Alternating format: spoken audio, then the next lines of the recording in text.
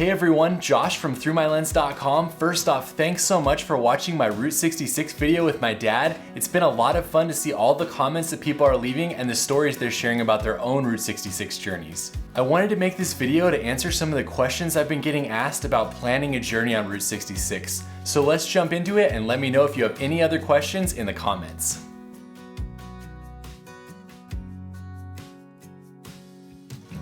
I think that 14 days is really the minimum to experience the full route. We packed a ton into our 14 days and spent 12 hours traveling on most days of our journey. We only ended up doing about 100 to 200 miles every day, but we stopped a lot to check everything out. For people that don't want to stop as much as we did, which is probably most people, you can easily see most of the main spots in about a 2-week period of time. If you want to spend more time though and not be rushed, then you'll just want to add a few more days and go from there. I know that a lot of people spend a month on the route, but that becomes hard with cost, planning, logistics, and things like time off of work. All that to say, we would have loved to spend a few more days in some spots, but overall 14 days worked pretty well for us. Also, plan on people wanting to talk to you and try not to rush through, as you'll hear some great stories and learn a lot of history about the route. People were generally really nice and were excited to have us on the route, experiencing their city or their stop and telling us about Route 66, especially in many of the small towns. Plus, they may tell you about a spot you would have missed. We were told to stop and see Harley when we went to the You Drop In Cafe, and we would have never done that if we hadn't have stopped and chatted with the people.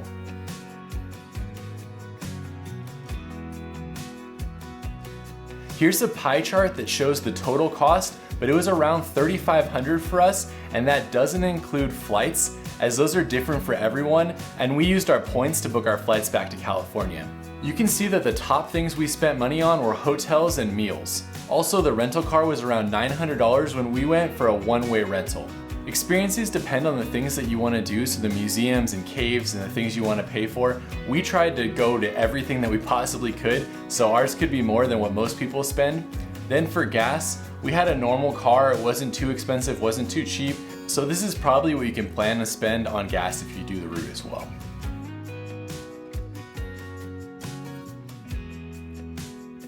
Next up, a lot of people asked about why we went from west to east on Route 66. We only did this because of the cost. When I looked, a one-way car rental was $2,200 from Chicago to LA, and then a one-way rental from LA to Chicago was $900. Since that was a savings of almost $1,300, it wasn't a difficult decision for us to decide to drive the route backwards.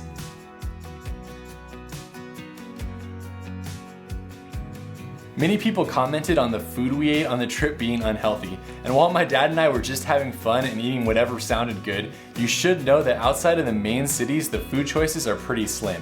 Most of the time, the best option for us was fast food somewhere, especially if we were hungry and not near a big town. Also, if you have dietary restrictions, you should probably plan to bring a lot of your own food, as there's not a lot of options for those with restrictions outside of the main cities. My dad and I pretty much always just skipped breakfast and then got a cup of coffee somewhere, or had something small at the Continental Breakfast if our hotel had one. Then we'd usually get lunch and dinner on the route, and it worked out pretty well for us since both of us are not too picky.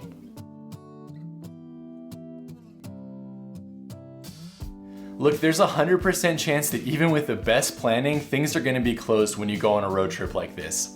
For example, there are multiple museums that were only open a few days a week, so unless you are there on the days that you're open, you can't really see them. The same can be said for the hours of the businesses. Many didn't open till 10, and if you only have 14 days, then you can't really wait for a place to open, so we had to skip some of them because of the time. Also, there are a lot of places that are just closed even if the hours say they aren't, because it's run by one person and the person might have went to lunch or had something come up that day. We made sure for the main things that we had to see that we planned our days around those being open, and then we just went with the flow for the rest of the stuff.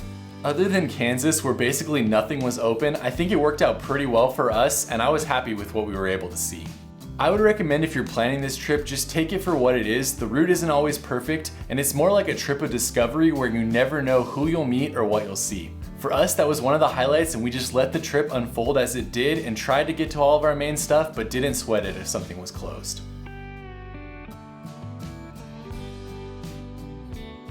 To plan the trip, I bought a couple of books, watched videos, and read all of the blogs and information that I could. Then I broke the route down by miles and by the 25 main things that I wanted to see, and we started to plan based on that schedule. I'll link to a couple of the books that we used and to the app that we used when we were driving to get directions to what was in front of us on the route. I know there are a bunch of other Route 66 apps, but this is the one that we used and it worked out pretty well for us. You can also use the apps to stay on the road if you want to try to stay on Route 66 the entire time, as it is pretty difficult in some sections. Also, I wouldn't recommend trying to copy our entire route unless you want to do a ton of stuff, as we probably did more each day than most people will want to do. Lastly, in terms of hotels, if there are main hotels you want to stay at, then definitely book them in advance. We did that with some of the classic Route 66 hotels like the El Rancho and the Hotel Monte Vista, and then I booked the rest of the days with cancelable reservations on Hotels.com so I could adjust them as needed. We adjusted a few nights over the course of the drive, and I left some open and just booked them day of. I'm sure in the summer that this may be hard in the busy areas, but it worked well for us in late June, other than the Blue Swallow Motel, which was booked up, and it was the main Route 66 hotel that we couldn't stay at.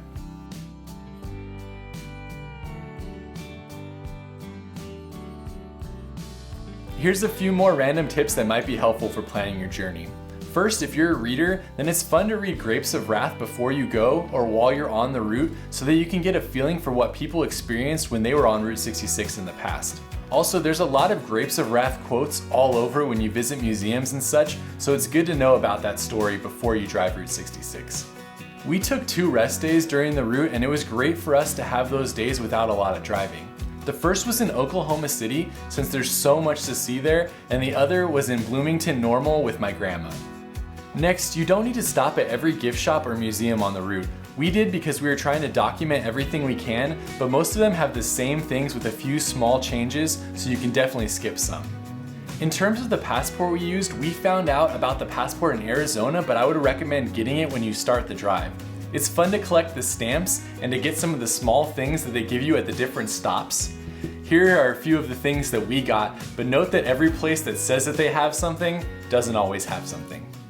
Lastly, I've been asked what I brought home for souvenirs, and for me, I only brought home a few things. The first was the passport book and all the small trinkets that I just showed you. The second was my bobblehead of the Gemini Giant, as it was one of my favorite attractions. Then I got a poster that Bob Waldmeyer did when I was at the Cozy Cone. It was on California, which is fun because that's where I normally travel, so I really enjoyed it. Lastly, I collected smashed pennies along the route, and I thought this was fun just because they were cheap little mementos from the different stops, and it's definitely fun if you have a family, as it's something that kids can collect as well. Alright, I think that's it for frequently asked questions. Let me know if I left anything off and I'll answer it in the comments and also put up a blog post. I hope you get a chance to drive this famous route sometime in the future, and we will see you on the next video.